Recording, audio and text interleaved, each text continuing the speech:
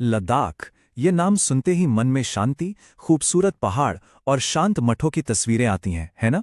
लेकिन आजकल लद्दाख सुर्खियों में है, और वजह उसकी खूबसूरती नहीं, बल्कि वहां सुलग रही विरोध की आग है। तो आखिर ऐसा क्या हो रहा है कि हिमालय का ये शांत इलाका अचानक उबल पड़ा है? चलिए समझते हैं। 24 सितंबर 2025 ये वो तारीख है जब हालात एकदम से बदल गए। विरोध प्रदर्शन के एक कोऑर्डिनेटर जिगमत पलजोर ने जो कहा वो सुनने वालों को चौंका गया। उन्होंने कहा कि ये लद्दाख के इतिहास का सबसे खूनी दिन था। सोचिए, एक शांतिपूर्ण आंदोलन अचानक इतना हिंसक कैसे हो गया। 4। ये सिर्फ एक आंकड़ा नहीं है, ये उन 4 लोगों की संख्या है जिन्होंने इस हिंसक झड़प में अपनी जान गंवा दी। इस एक नंबर से पता चलता है कि इस विरोध की कितनी भारी मानवीय कीमत चुकानी पड़ी है। और देखिए, हिंसा के बाद की पूरी तस्वीर कितनी गंभीर थी। 4 मौतें तो हुई ही, साथ में 70 से ज्यादा लोग घायल हुए, जिनमें 40 से ज्यादा सुरक्षाकर्मी भी शामिल थे, और 50 लोगों को गिरफ्तार किया गया। मतलब साफ है कि हालात काबू से बाहर हो चुके थे। तो सवाल यही उठता है कि जो इलाका अपनी शांति के लिए जाना जाता था, वो इस हिंसक मोड़ पर आखिर पहुंचा कैसे? इस पूरी कहानी को समझने के लिए हमें थोड़ा पीछे जाना होगा, साल 2019 में, जब एक बहुत बड़ा राजनीतिक फैसला लिया गया था।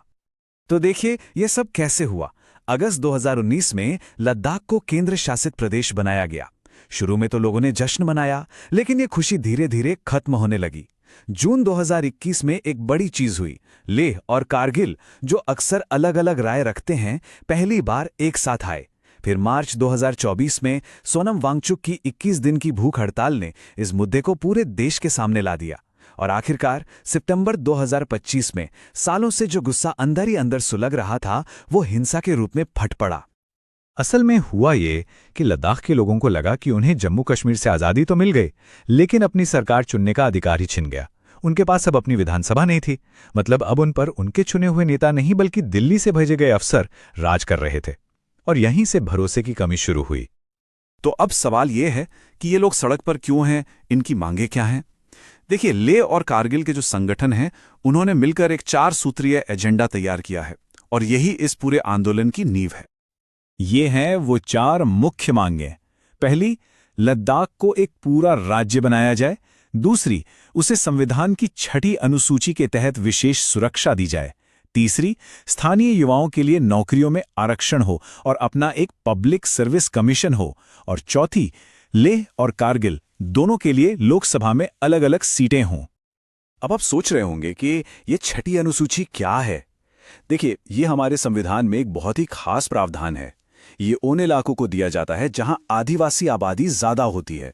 इससे उन्हें अपनी जमीन, जंगल और स्थानीय मामलों पर खुद कानून बनाने का अधिकार मिल जाता है।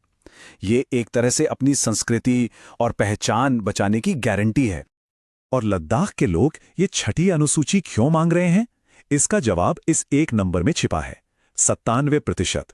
जी हां, लद्दाख की 97% से भी ज्यादा आबादी आदिवासी यानी ट्राइबल है।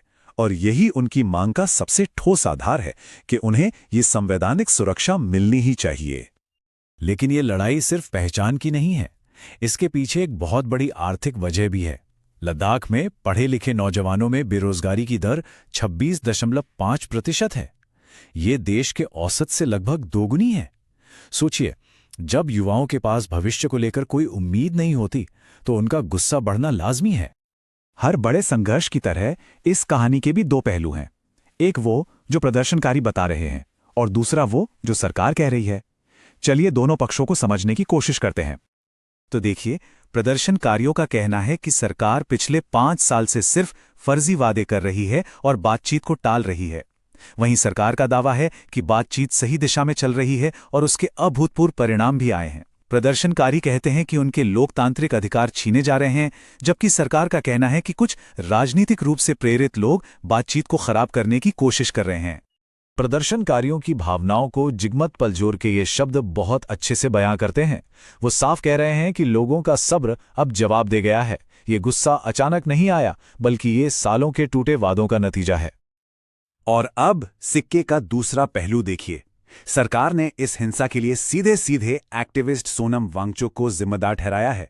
गृह मंत्रालय की तरफ से जारी एक बयान में कहा गया कि सोनम वांगचुक के भड़काऊ बयानों की वजह से ही भीड़ ने हिंसा की। लेकिन यह मुद्दा सिर्फ लद्दाख के अंदरूनी मामलों तक सीमित नहीं है। इसका सीधा असर भारत की राष्ट्रीय सुरक्षा पर पड़ता है और इसीलिए यह मामला इतना ज्यादा अहम हो जाता है। लद्दाख की लोकेशन ही इसे रणनीतिक रूप से बहुत महत्वपूर्ण बनाती है। भारत की लगभग 1600 किलोमीटर लंबी सीमा यहां चीन से लगती है और हम सब जानते हैं कि भारत और चीन के बीच सीमा पर तनाव का यह मुख्य केंद्र रहा है। तो यहां की शांति सीधे देश की सुरक्षा से जुड़ी है। देखिए, लद्दाख भारत के लिए क्यों इतना जरूरी है। यहां कई अहम पहाड़ी दर्रे और हवाई पट्टियां हैं। सेना के लिए सप्लाई के सारे जरूरी रास्ते यहीं से गुजरते हैं। 2020 में चीन के साथ जो बड़ी झड़प हुई थी वो भी यहीं हुई थी। ऐसे में अगर इस इतने संवेदनशील सीमावर्ती इलाके में अंदरूनी अशांति फैलती है तो ये देश के लिए एक नई और बहुत बड़ी सुरक्षा चुनौती बन जाती है। तो इस हिंसा के बाद अब जमीन पर क्या हो रहा है और आगे का रास्ता क्या हो सकता है? सच तो ये है कि लद्दाख इस वक्त एक बहुत ही अहम मोड़ पर खड़ा है। हिंसा के फौरन बाद कुछ कदम उठाए गए। लेह में कर्फ्यू लगा दिया गया और इंटरनेट की स्पीड कम कर दी गई। हालात को शांत करने के लिए सोनम वांगचुक ने शांति की अपील करते हुए अपनी भूख हड़ताल खत्म कर दी और सरकार ने भी बातचीत की मेज पर लौटने का संकेत दिया और 6 अक्टूबर को अगली मीटिंग तय की। जम्मू कश्मीर के पूर्व मुख्यमंत्री उमर अब्दुल्ला का ये बयान लद्दाख के मुद्दे को एक बड़े नजरिए से दिखाता है। वो कह रहे हैं कि जब लद्दाख के लोग बिना किसी वादे के इतना लड़ रहे हैं तो सोचिए जम्मू कश्मीर के लोगों को कैसा महसूस होता होगा, जिनसे किया गया वादा भी अब तक पूरा नहीं हुआ। ये 2019 के बाद से पूरे क्षेत्र में फैले अविश्वास को दिखाता है। और यहीं आकर हम एक बड़े सवाल पर रुक जाते हैं। लद्दाख का भविष्य क्या होगा? क्या सरकार और प्रदर्शनकारियों के बीच बातचीत से इस नाजुक सीमावर्ती इलाके में शांति लौट पाएगी, या फिर ये जो हिंसा हमने देखी वो एक लंबे और मुश्किल संघर्ष की सिर्फ एक शुरुआत है?